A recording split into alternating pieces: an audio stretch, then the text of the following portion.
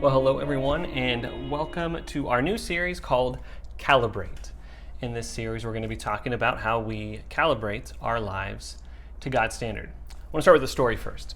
So there's a story about a guy who inherits a farmhouse. So he had a relative who passed away, and he inherited this house, and he goes there, and it's this beautiful old farmhouse, and it has old clocks all throughout the house.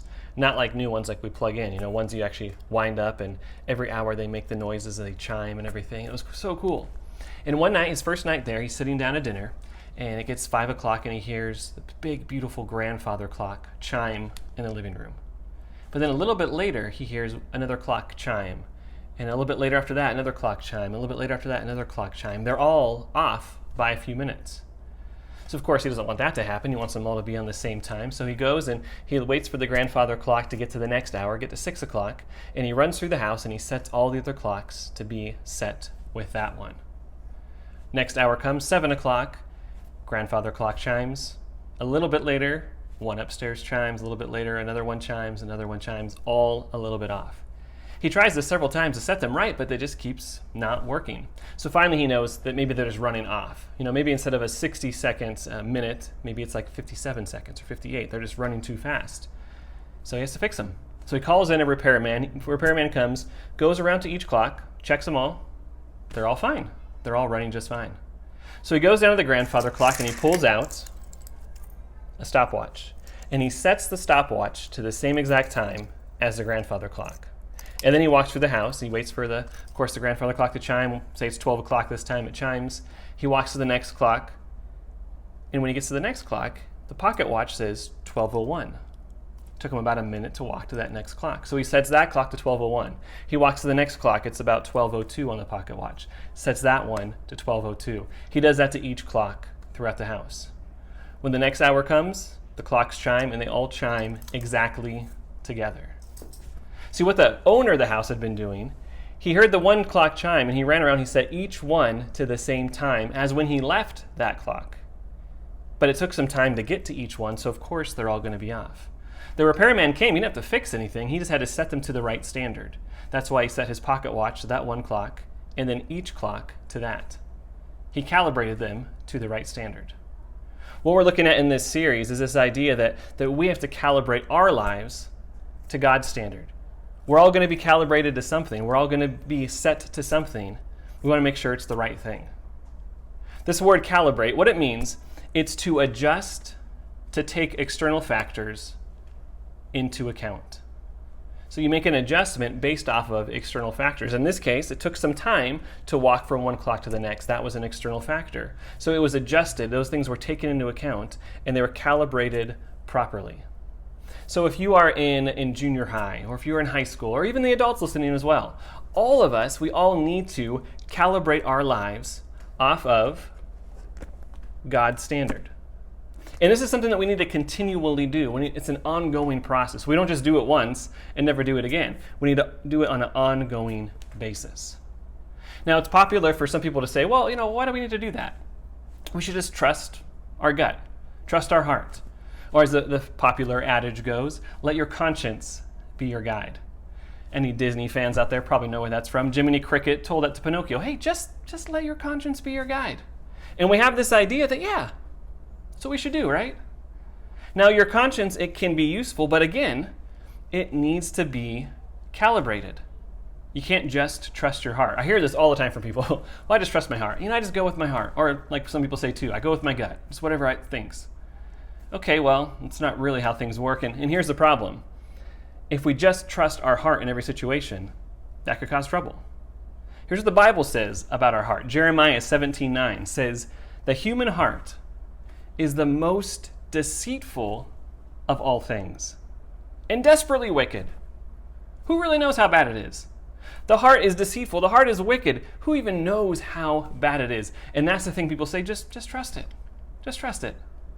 Or Jesus' words in Matthew 15:19. Jesus said, for out of the heart come evil thoughts, murder, adultery, sexual immorality, theft, false witness, and slander. So these are the things that come up out of the heart. You really want to trust that? It'd be like if you were out walking, you get really, really thirsty, and you're like, man, I just wish there was like a fresh spring somewhere, and you hear like bubbling, like some noise of water. Like, oh, perfect. There must be water nearby. And you go, and out of this thing is like bubbling up just like the dirtiest, grossest looking water.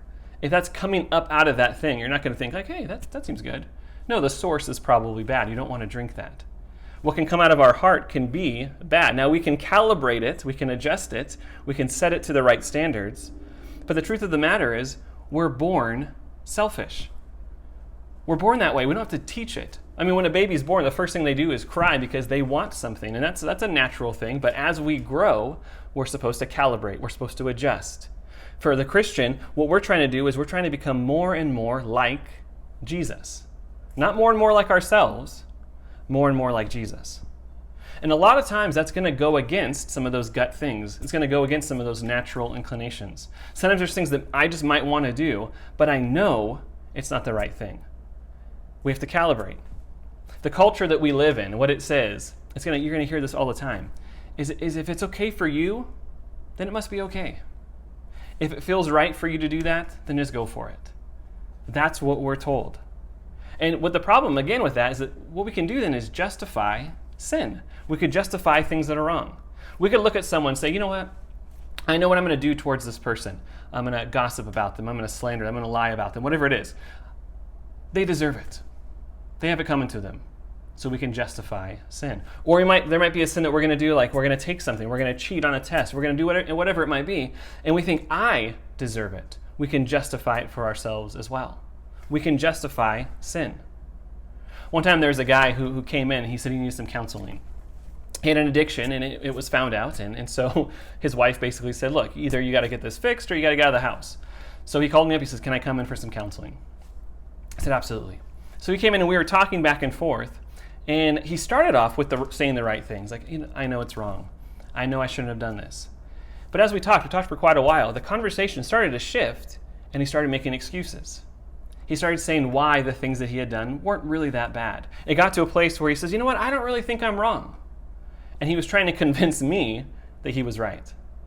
So he didn't really come for counseling. He came to validate the wrong things that he was doing. He wanted me to say, you know what, you're right. It's not that bad. At one point, he even said this phrase, I'm at peace with it, so it can't be wrong.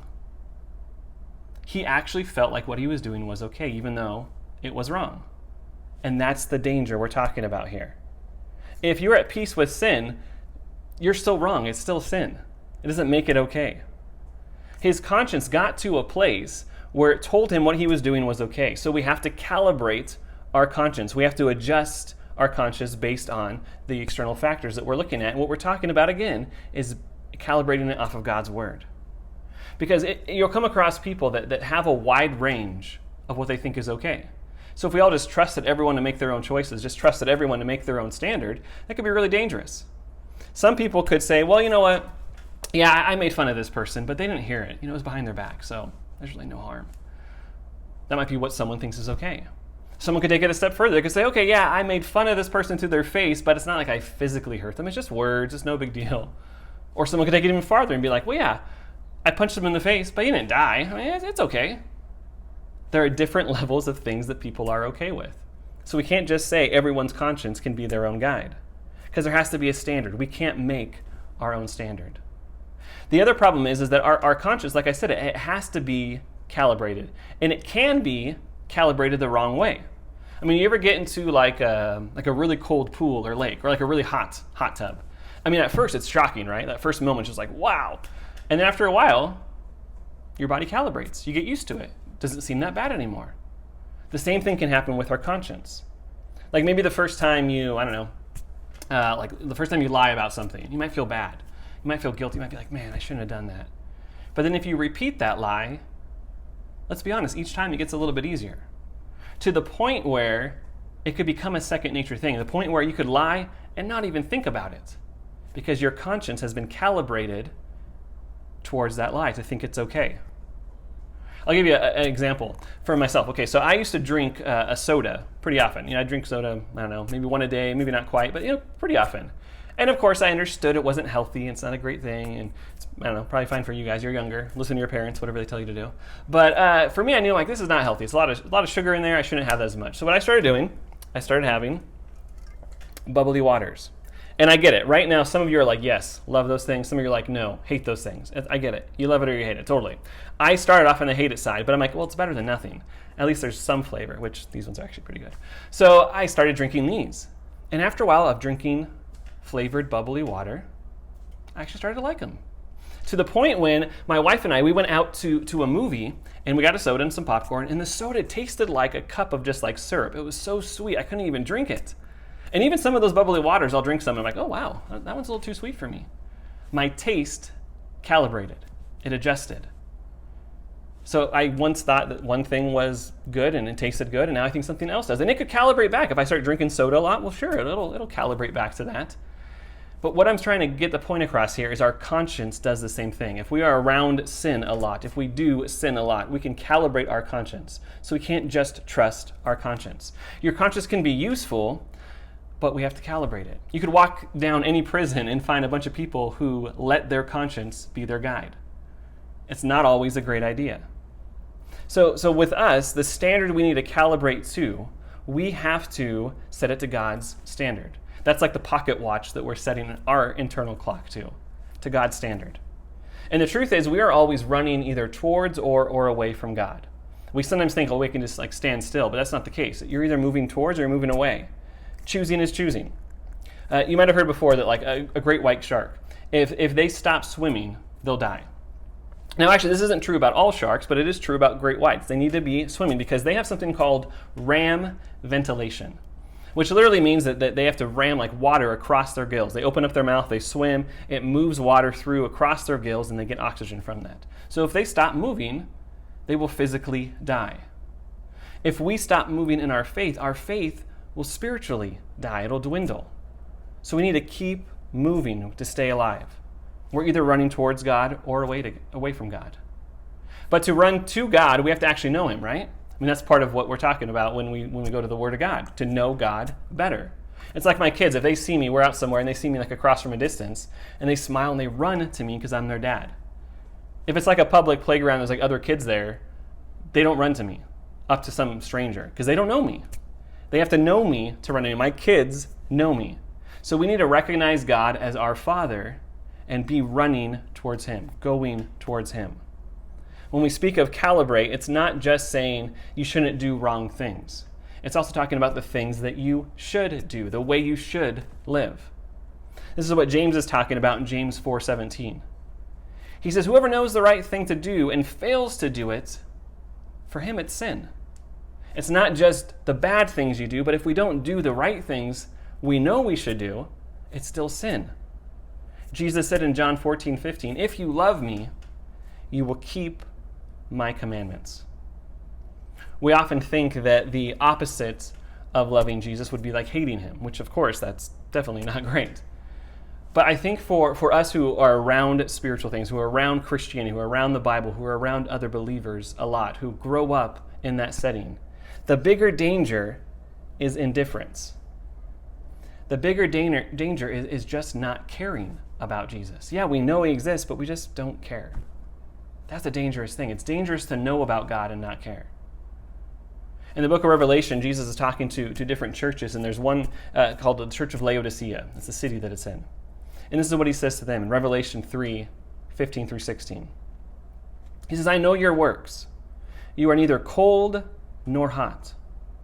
Would that you were either cold or hot. So because you are lukewarm, because you're neither hot nor cold, I will spit you out of my mouth. See, not hating Jesus is not enough. It needs to be more than that. They weren't living like they loved Jesus. They were just comfortable. They were just lukewarm. To love Jesus, Jesus says, if you love me, you'll follow my commands. If you love me, you'll do what I say. If you love me, you'll calibrate your life around what I say you need to do. That's what we're talking about. So he says, yes, of course, he wants us to be hot, to be on fire for him. But he doesn't want us to be lukewarm. Because even cold is better than that. Because at least if you're cold, you know something's wrong. He says lukewarm is worse. So this series that we're going into here, and really anytime I teach, anytime you go to church, anytime you hear anyone else teach as well, it's not just about storing up information. It's been said that the information does not lead to transformation. Just information, just getting it in our head, is not going to actually change our lives. It takes more than that. I'll give you another example from my own life. I have this really old, cool-looking antique desk. It's like 150-something years old.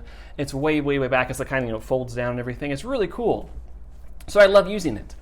The problem is it was not designed for the time that we're in now. It was not designed for a computer and for the office chairs that we have now. So it actually is not really great for the type of use I'm using it for. And I go to a chiropractor and she says, I'm noticing a lot of tension like in your shoulders. I'm noticing some tension in your back. And we were talking back and forth and I finally brought up the desk that I started using. And she's like, yeah, that's not a good idea. She said, what you need to do something else. Use a different desk, stand up, do something different. And so even though I heard that and I had that knowledge, I still came back, and this talk that I'm doing right now, I still sat down at that desk and wrote it there. And sure enough, my back and shoulders hurt from it. Eventually, I did move somewhere else. I tried what she told me to, and sure enough, amazing, it worked. Just the knowledge that she gave me was not enough. I had to act on that information. Information alone is not enough. So I don't want in this series for you just to hear me. I want us to hear it, but also act on it. It's not just enough to hear how we should calibrate our lives. We need to actually do something about it. We have to actually adjust to the right thing, to calibrate our lives off of the standard that Jesus has set. That's what we're going to be looking at in this series. I'll see you guys next time.